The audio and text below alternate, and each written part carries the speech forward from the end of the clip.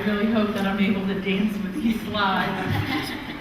So my talk is on the power of teacher inquiry communities, and as involved in one teacher inquiry communities contain insights that don't exist anyplace else. Teachers who engage in collaborative research are able to develop pathways to learning that really address the needs of diverse learners, more so than what you might find in documents produced by people who are outside of the school community. Now, traditional notions about research say that research that uses sort of conventional scientific methodologies have to precede practice, and that professional researchers from research and development centers or universities give that knowledge to teachers. But Cochran, Smith, and Lytle argue that teachers who work collaboratively to co-construct knowledge stand in a different relationship to knowledge. They raise questions. They make visible the assumptions and beliefs that inform our everyday ways of working.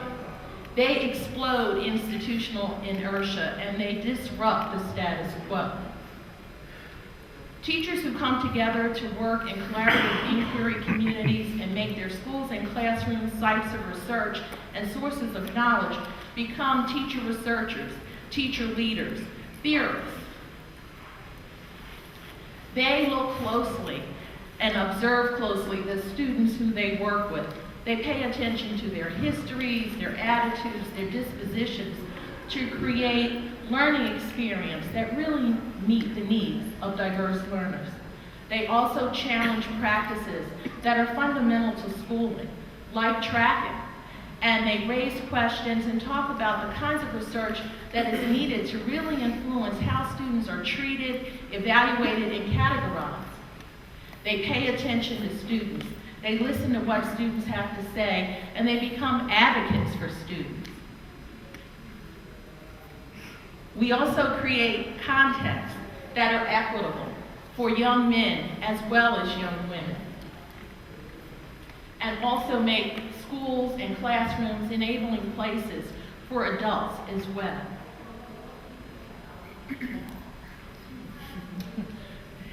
Teachers in inquiry communities have wide agendas, deeper agendas than just test scores.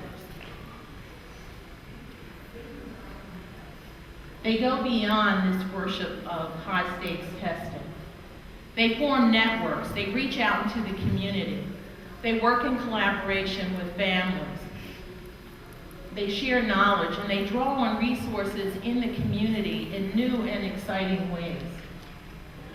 One that stands out for me is TAPAS, Teachers and Parents and Students, an inquiry community in Philadelphia where this collective community came together to look critically at standards being enacted in their school community, and they used that data to transform everyday school and classroom practices to make the school a more equitable place for students as well as adults.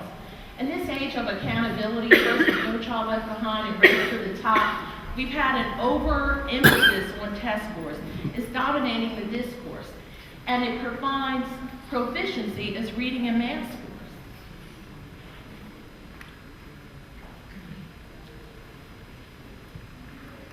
But teachers who engage in inquiry communities know that we know a lot about test scores, but we don't know nearly enough about what it takes to nurture students who are well-rounded, productive citizens who are able to read and analyze their world. Teachers who engage in inquiry from teacher networks like the Red Loaf Teacher Network, SEED, the National Writing Project, really have something to say, and their voices are urgently needed in today's atmosphere. I decided to become a member of an inquiry community because of my interactions in the Philadelphia Writing Project. It was a place that honored teacher knowledge and saw teachers as generators of knowledge.